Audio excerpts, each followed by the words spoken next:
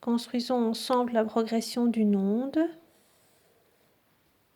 que je vais choisir plane lorsqu'elle passe d'un milieu à un autre. Voici l'interface séparant les deux milieux. Définissons le milieu 1 sera caractérisé par une vitesse de propagation V1 et le milieu 2 caractérisé par une vitesse de propagation V2. Deux cas de figure peuvent se rencontrer. Soit l'onde va se propager dans le milieu 2 avec une vitesse V2 plus grande que celle avec laquelle elle s'est propagée dans le milieu 1, ou l'onde se propagera dans le milieu 2 avec une vitesse V2 qui est plus petite que celle avec laquelle elle se propageait dans le milieu 1. Nous allons représenter un seul de ces deux cas de figure, le cas de figure correspondant à une vitesse de propagation dans le milieu 1 plus petite que celle dans le milieu 2. Et pour faciliter la construction, choisissons un rapport bien précis entre ces deux vitesses, sans pour autant les connaître avec précision, chacune de ces vitesses. Choisissons de travailler avec un rapport de 3/4.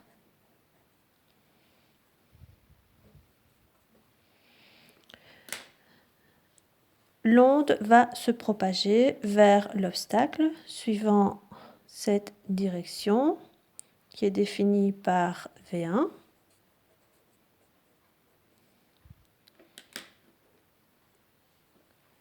Ce qui me permet de redéfinir les directions de propagation de l'onde qui est, on l'a vu dans la vidéo précédente, perpendiculaire, je l'ai rappelé, perpendiculaire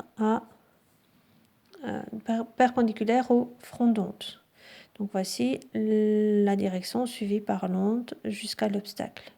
Une fois que l'onde aura rencontré l'obstacle, elle peut être réfléchie, cela fait l'objet des vidéos précédentes, ou elle peut passer dans l'autre milieu. Là, nous retrouvons ce qu'on appelle le phénomène de réfraction, car nous changeons de milieu, nous changeons de vitesse de propagation de l'onde. Identifions ce point-ci comme étant le point A et appelons A' le point d'incidence. Je vais aller rechercher d'autres points sur la surface que j'ai définie ici. Surface occupant cette position à un instant T1.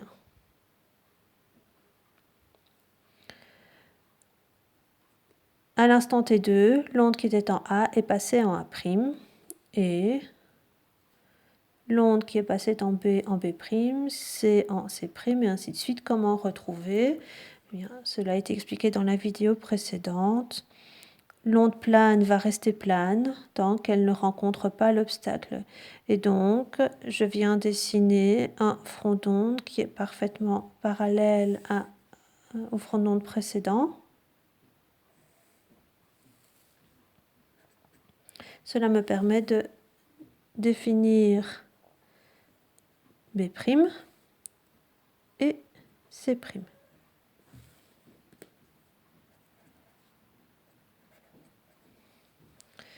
Poursuivons la progression de l'onde. L'onde qui était en C' va atteindre progressivement l'obstacle et définissons le point d'incidence comme étant C secondes. Pendant que l'onde passe de C' en C secondes, l'onde qui était en A' a pu être réfléchie, mais a pu également être réfractée. Je ne vais considérer que ce cas-ci. Le déplacement de l'onde dans le milieu 1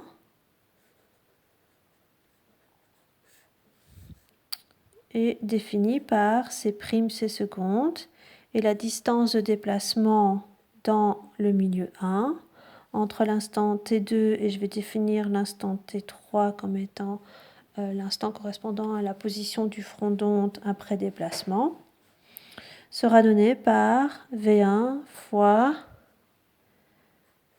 T3 moins T2 qui correspond au laps de temps écoulé entre le moment du passage du fronton de cette position à celui-ci.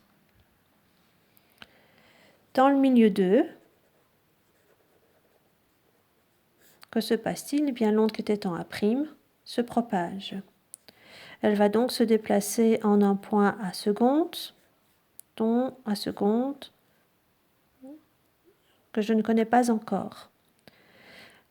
La distance parcourue par l'onde partant de A', je peux la calculer. Elle sera donnée par V2 fois delta t, le laps de temps qui m'intéresse, que je considère lors du passage de l'onde de C' en C secondes.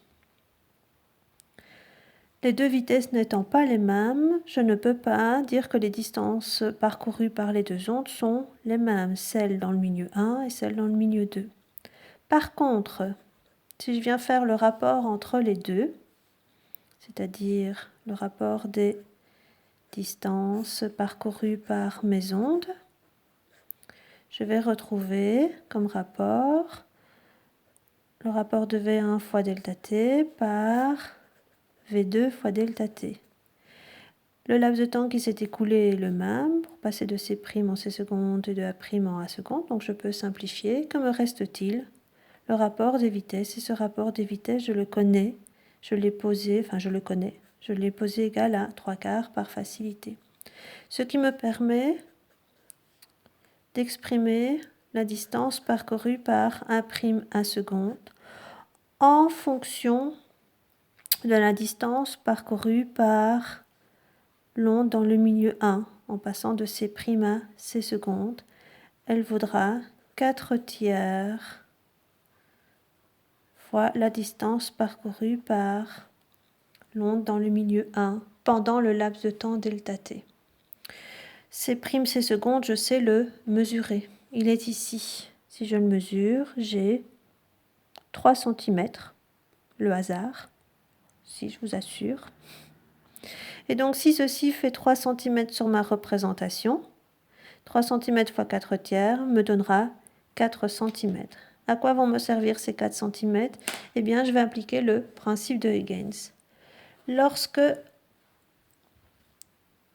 l'onde a atteint C', s'est comporté comme une source d'ondelette circulaire et a généré donc une ondelette de même fréquence que l'onde de départ, par application du principe de Huygens.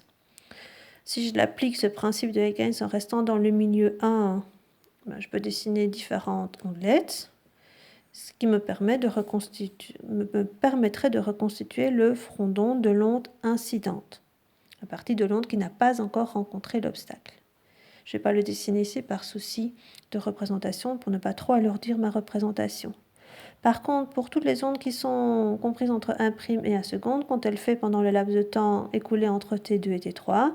Eh bien, elles ont rencontré l'obstacle, elles ont été réfléchies peut-être, mais elles ont été réfractées également, c'est ce qui m'intéresse aujourd'hui.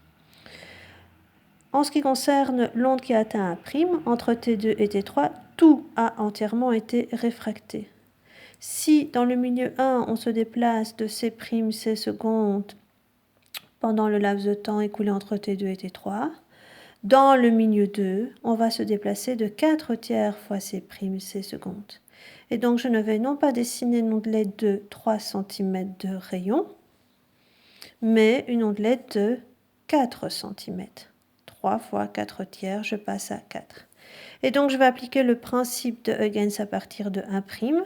Je vais donc dessiner une ondelette circulaire qui se sera propagée pendant le laps de temps delta t, correspond à la durée de temps écoulée entre T2 et T3, une ondelette circulaire de rayon égale à 4/3 fois C', C secondes. Je pourrais faire la même chose pour d'autres onde qui se propage vers l'obstacle. Prenons celle qui part de B'. Que lui arrive-t-il pendant le laps de temps écoulé entre T2 et T3? Pendant une partie, elle va se propager dans le milieu 1. Et que va-t-elle parcourir comme déplacement, celui-ci? Que mesure-t-il ce déplacement?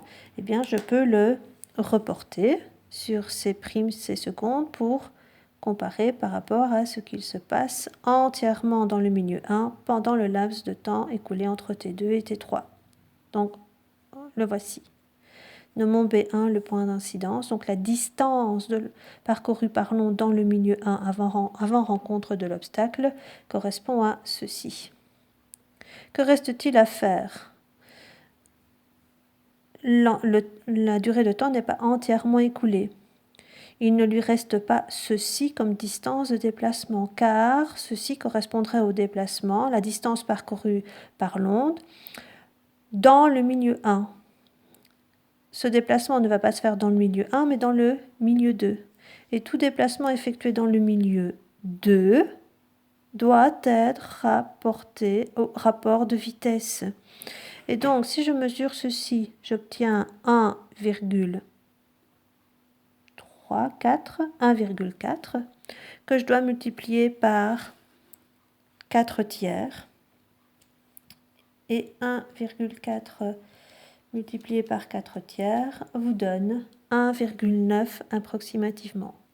Et donc, que vais-je faire? À partir de B1, je vais dessiner une ondelette circulaire générée par B1 dans le milieu numéro 2, milieu pour lequel la vitesse de propagation est différente, c'est V2. Vous pourriez ainsi répéter ceci pour tout autre point d'incidence en allant toujours rechercher ce qu'il reste à parcourir et en l'adaptant au milieu 2. Vous obtiendriez des ondelettes circulaires dont l'enveloppe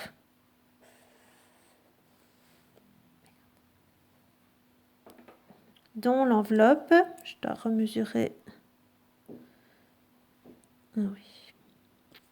dont l'enveloppe, j'ai mal ouvert mon compas, voilà, dont l'enveloppe constitue votre onde réfractée.